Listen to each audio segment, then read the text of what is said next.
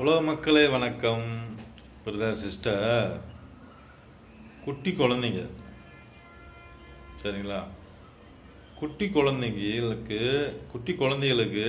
பல பிரச்சனை வரலண்டா அப்பா அம்மாவுடைய உழைப்பு காலியாக போயிடும்ல. அப்பா அம்மாவுக்கு உழைப்பு இல்லைண்டா உடலில் பல வகையான நோய் உருவாகும்ல.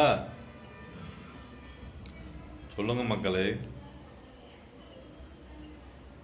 அப்பா அம்மா உழைக்காம நாட்டுக்கு எப்படி வரி உருவாகும்? கிணத்துல தண்ணி காலியானது மாதிரி காலியா போகும்ல. சொல்லுங்க அரசியல்வாதிகளே, குட்டி குழந்தைங்க யாருக்கு நன்மை? குட்டி குழந்தைக்கு உணவுக்கு பணம் சம்பாதிக்கணும், சட்டை ட்ரெஸ்ஸுக்கு பணம் சம்பாதிக்கணும், மருந்து மாத்திரைக்கு பணம் சம்பாதிக்கணும், படிக்க வைக்க பணம் சம்பாதிக்கணும். இந்த மாதிரி குட்டி குழந்தைகளுக்கு செலவு உண்டாக்கி கொடுத்தா தான் அப்பா அம்மாவோடைய உழைப்பு அதிகமாகும். அப்போ நீங்கள் செலவை குறைச்சிட்டிங்கடா அப்பா அம்மாவுக்கு சோம்பேறி ஆயிடுவாங்க, உடம்புல கொழுப்பு குடிக்கிறோம், சுறுசுறுப்பு இல்லாமல் போயிடும். இப்பெல்லாம் வீட்டில் சமையலே பண்ணுறதில்ல,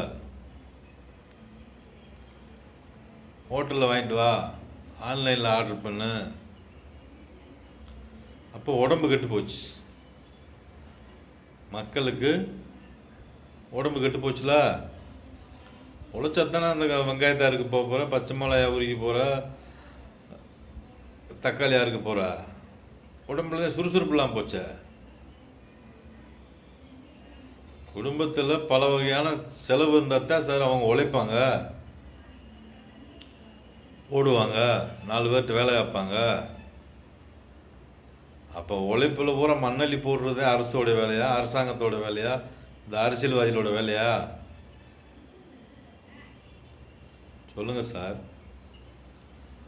குட்டி குழந்தைகளுக்கு தான் செலவு வரணும், அவங்களுக்கு செலவு வந்தால் தானே உழைக்க முடியும். அப்போ நாங்கள் நன்மை செய்கிறோம்டா, அதுவும் கடனை வாங்கி. சொல்லுங்க, இது சரியா? குட்டி குழந்தைகளுக்கு நன்மை செய்தால் யாருக்கு நன்மை? இந்த முஸ்லீம் சமுதாயத்துக்கு நன்மை. அவங்க தான் 10 பிள்ளையை பெற்று வளர்ப்பாங்க, இந்து மக்களை அடிக்கிறதுக்கு மக்கள் தொகையை கூட்டுவாங்க. அவங்களுக்கு தான் நன்மையாகும், அவங்களுக்கு